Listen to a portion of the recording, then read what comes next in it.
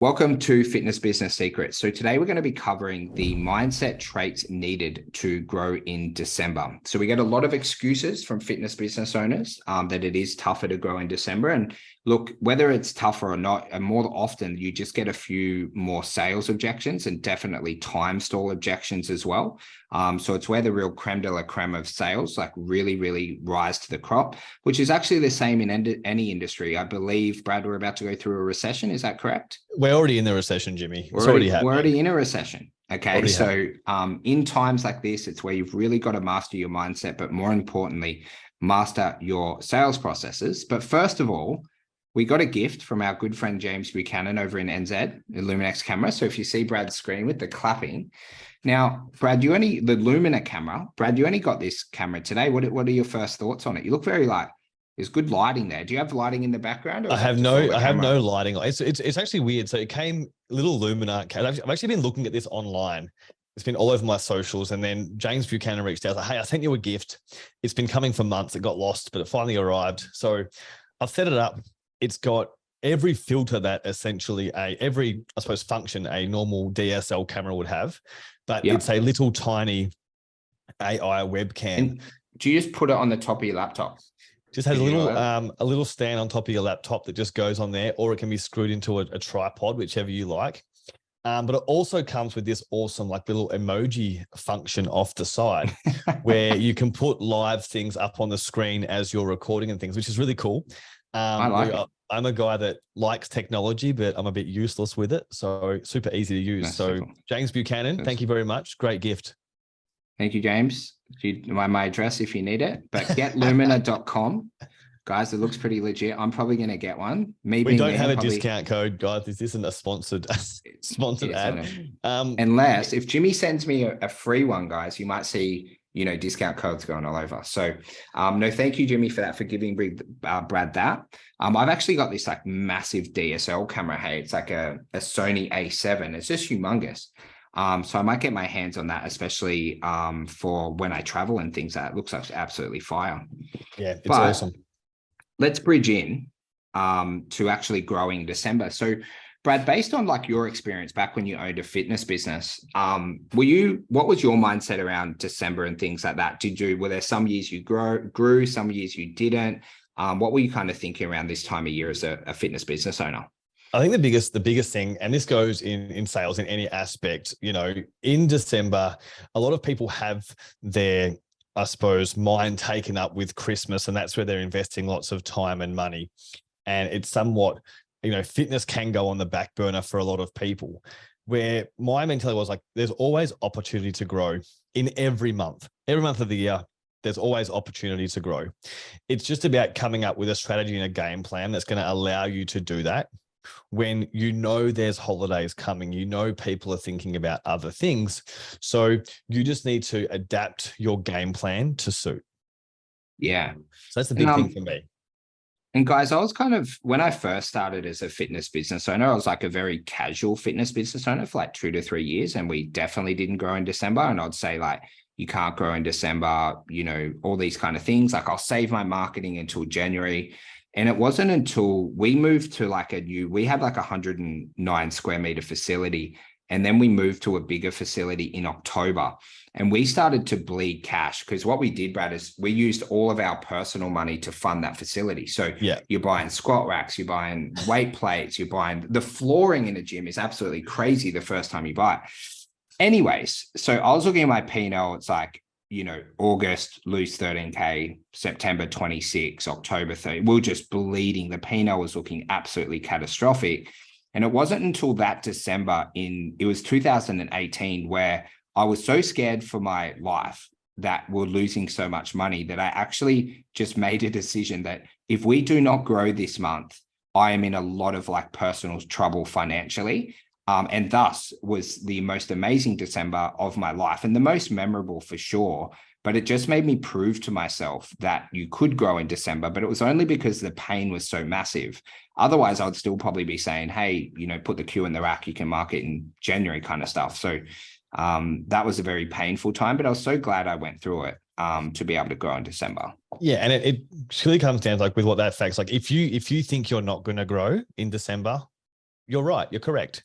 If you think you are going to grow, you're also correct. Because when you have that shift of, oh, we're going to grow in December, you start to figure out, you pretty much know what the objections are going to be that you're going to come up against. You're going to come up against time. People are having holidays, they're going away, they want to spend more time with their family. And it's price. It's they are investing in Christmas presents, holidays, those sorts of things. So when you look at, your marketing strategy, how am I going to market a strategy that's inviting through December? And then how am I going to make my package something that solves these problems for my prospects so they can get started in December? And this is where it's like, oh, we make our clients train 5 days a week and do this and do that. If someone has a holiday planned, it's not a good fit for them from the start. So you have to know what you're coming up against. And this is why it's so important that your marketing, your sales and fulfillment all aligns with what you're trying to achieve at different parts of the year. Yeah, I think, guys, the biggest thing, if you want to grow in December, which I'm assuming if you've watched this far along that you do, is do not turn off your marketing in December. So that's like the first thing. We can talk about offers, all those kind of things. But if you turn off your marketing in December, firstly, it's harder to turn it back on and get momentum again in Jan. So you've just like shot yourself in the foot somewhat, but make sure that your marketing consistency, whatever marketing that you did in September, October, November, make sure you keep it up in December. And then you just want to make sure that the offer matches the market. And one of the big issues, Brad, do you see offers around your area, like locally in Facebook, where it's like train for free and stuff like that? Have they started? Already started. Yep. Yeah. And Black Friday, Cyber Monday is when they all kick off. Yeah. And look, guys, so firstly, generally, we don't love paid offers, especially extended durations. You did in Body Consultants, you did a free 7-day pass. That was max. Was that right? We did on the website. Yes. But we never marketed it. Yeah. And we kind of did the same. We had a free 7-day pass, which we used to give out to people from a website organically and things like that. Yeah. But we generally didn't like those long-term free-based offers. But let's talk about the sales first, if it's okay with you, Brad, before we go into marketing. Say if they do a free-based offer, which could be, train for free in December, don't pay anything until January, 28-day free transformation challenge. How do they actually make that work in terms of collecting a little bit of cash so you're not running cash flow negative and also converting people? Yeah, certainly. I think the biggest thing here is with these train for free offers, no matter when you run them throughout the year, is you're trying to help them solve their problem first and foremost. And as fitness professionals, we know, 7 days, 14 days, 21 days, 28 days, that's not long enough to truly help someone achieve their goals. So as long as we can all agree with that, then we can move forward. But for me, it's about in December, you're getting them to commit to a 6, 12, 24-week program come January 1st. So it's like, hey, you're going to get a month for free in the proviso that you commit to 6 months in January to help you achieve your health and fitness goals. And then you're trying to collect some cash, essentially to help them actually make the commitment. And I just call it a commitment bond to secure their spot in January. And for me, it's trying to collect enough money to cover the ad spend. So it's not about taking lots of money to pocket it and have a great Christmas. It's just about making sure that I can cover the amount of money I'm putting back into Facebook so I can keep spending to generate more leads through December. So this is where it's really good if you understand your cost per acquisition. So let's say, you're paying $25 a lead, you sign up 1 in 4 leads, for example. So, it's $100 essentially you would need to collect to make sure that you're at least cash flow neutral through December to make sure you can keep driving people into your facility.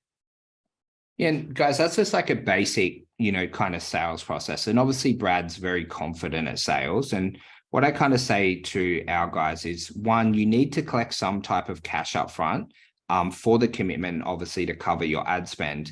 And the duration off the back that you're selling in terms of commitment, guys, you're the one that has to justify that to the prospect. Right. So our rookie salespeople in the IC will sell a 2-week to 4-week commitment. Is that what Brad will do? No chance, right? He's very committed. He understands his sales process. He's also incredibly confident as well, as you saw how that rattled off his tongue.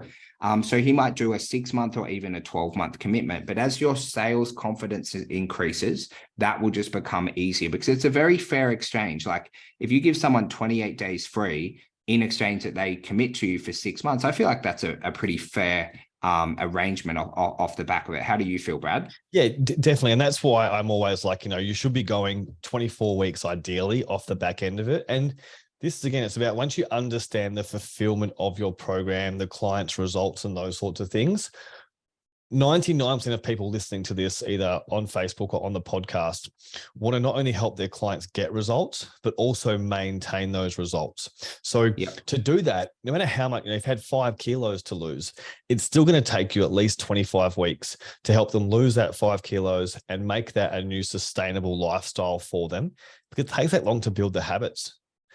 So that's why I really like the minimum sort of 6 months off the back of it with the month for free. Yeah. I think that's pretty fair, guys. But what you're justifying within that process, you as a salesperson has to think it's fair. If you think it's fair and you think it's an amazing deal, then you'll sell it with a lot more conviction. If for whatever reason you don't feel like 6 months is fair, extend it out for a year or bring it down a little bit closer. Because as your sales confidence increases, those durations that you're selling packages will just get longer and longer and longer. Definitely. And I also think that, just quickly, that the cash flow that you're collecting is a made up number, right? It's a made up number. So if you set out as a team, it's like, hey, we want to collect 2 weeks worth of membership, which is roughly $100. That's fine. But if your team haven't got the sales ability, people are tight with funding or seeing this constant objection where you're losing sales, you can make that $50 if you need to. But you want to collect something for the commitment. And this is why some people may want to also collect more if their sales ability is better. But don't be hard and fast on it has to be this amount, especially if you're using organic marketing where it costs you nothing to acquire leads. Any payment for a commitment is a win. Obviously, if you're doing paid ads, ideally you want to cover what the ads cost you, but that's not a hard and fast rule. If you've got a bit of cash flow in the bank and you can sort of float yourself for a bit, that can work. And sales ability will all come down to justify that for yourself and your business based on your own circumstances. And then on the marketing side of things, guys, you want to be focusing on overcoming people's objections within your content. So Brad, what are a couple of the objections you feel? So what would one be? Like, I'll wait till January? Would be the biggest thing is it's I'll wait till January, but that's not the objection, right? The objection is I don't have time. Like that's what they're really trying to say. So it's a time-based objection. I don't have time, but I will have come January.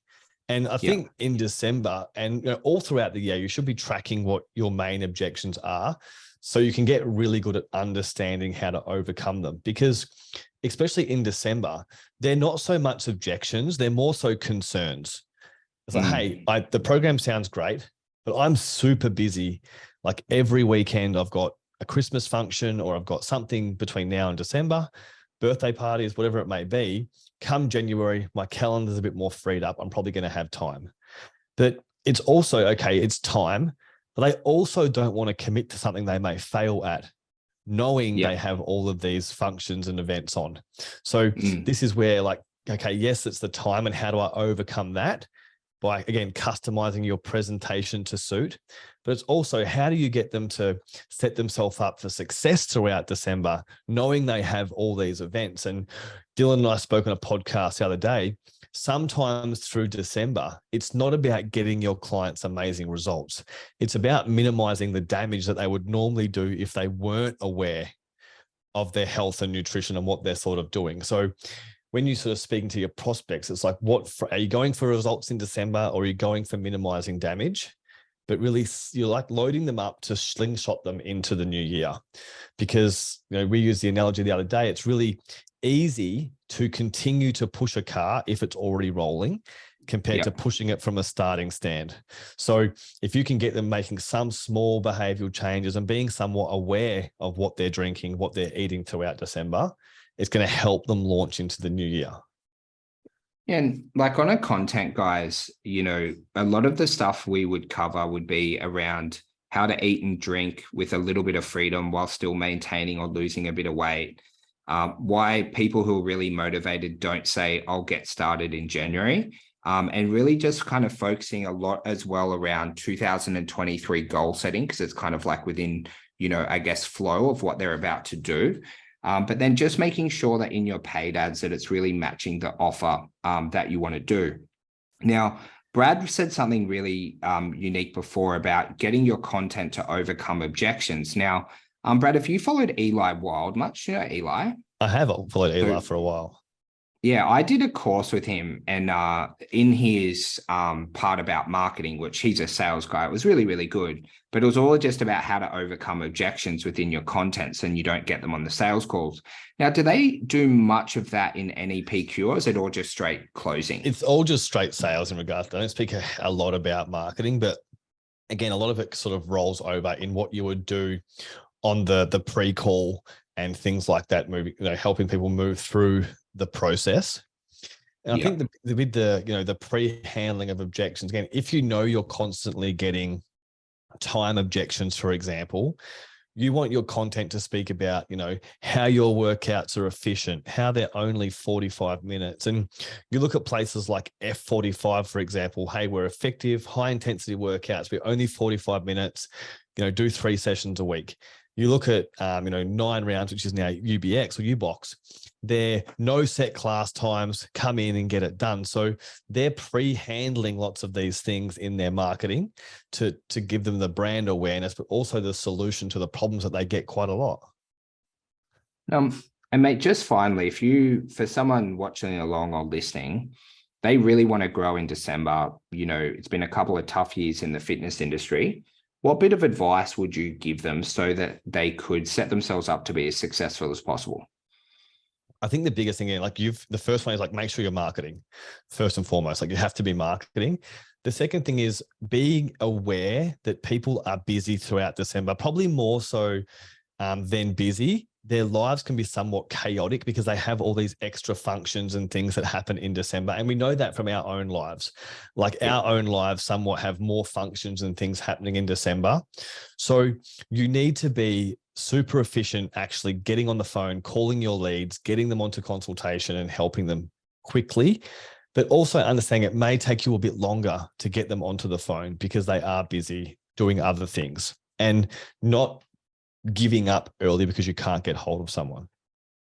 Well, for our listeners, you don't call a lead a bad lead until you've called that lead twice a day, texted them, and emailed them for 5 days, plus called them once a day, texted them, and emailed them for another 5. So until you've done that, we don't want to hear that you've got bad quality of leads. So once you've done that, once you've done the 35 points of contact, regardless of what month it is, then what can they say, Brad? 35 points of contact, they can say what? I haven't got hold of this person yet. They go into my long-term nurture. You might be able to say, hey, I got 20 leads and I did that with all of them and none converted. Then I'll cop that you've got bad quality leads. But until then, there's going to be some justification around that you haven't followed your leads as much. So we've got to be better at that in 2023 as a fitness community. And guys, my advice, just based on my experience, is if something becomes so important to you that there is no way that you're not going to grow in December, and the pain is so big and you're willing to do so much work, like that month where we grew in December, I was following up leads on Boxing Day while I was eating prawns and watching the cricket with my grandfather. Would I prefer to have just sit there with him and had a beer? Yes, but it was a non-negotiable that I grew my business, right? And you've got to align. If something's really important to you, you've got to look at how much work are you putting in to align with that goal, right? It takes 10 times as much work as what we all think it is to actually achieve anything. So just make sure if you put in the hours, even if you don't have the best strategy, even if you're not as good as Brad at sales, but if you outwork your competition, you will outperform them 99.9% of the time, especially in the fitness industry, because you're not dealing, your competitors aren't total savages where they've got some unique mechanism that's so different to yours. It's the same shit on repeat. So just outwork your competition as much as you can, and you will absolutely dominate in December. I think the big one there is if you don't want to grow in December, That's also completely fine. That's fine. Just be But don't honest sit with there yourself. and don't sit there and complain about it. Yeah, you have to be honest with yourself. So again, Jimmy, you just mentioned, sitting there having a beer and eating prawns. You could have done that. And that would have also been completely fine if your It's business also is in a cool. great position, but you can't sit there and complain about it. So this is where I'm very big on, like, the mindset, taking ownership of your actions, especially as, a business owner or the sales guy in your business. Even if you're a coach looking after clients, take ownership of the decisions that you're going to make around this time of year. And it's okay if you want to take the foot off because things are great, that's fine. But take ownership of it. Vice versa, if you want to grow, this is a great opportunity to do so. Well, it's like that quote, right? Every action has an equal and opposite reaction. So like, if you work really hard and go hard in the paint, I'm probably going to think your business is going to grow. But if you decide to have a little bit more time off, spend with the family, recharge, not work as much, that's cool. But your probably business isn't going to grow as much as what it is, especially if you don't have sales and outsource marketing. So the big thing, which I love that you brought up, guys, is just always be honest with yourself in life and don't expect something without working for it. And also, if you're chilling, just enjoy chilling. And, you've still got to market a little bit though. Otherwise, it'll really mess up your marketing in Jan, just turning everything off. But either way, the ball's in your court of what you guys want to do now. Definitely. And it's the same thing we tell our clients, right? And quite often in the fitness industry, we sort of tell our clients one thing and do something different ourselves. But it's like, hey, don't sit there and go out and eat more food and drink more beers than you should, and then complain you've gained weight, right? So take the same thing as a business owner. You can't expect to not do the work and get the result. It's like that. We'll finish off with that quote. I really like it. It's from Brendan Machado. In his High Performance Habits journal, I used to love it, is, if you were your own high performance business coach, what would you tell yourself? So, love it.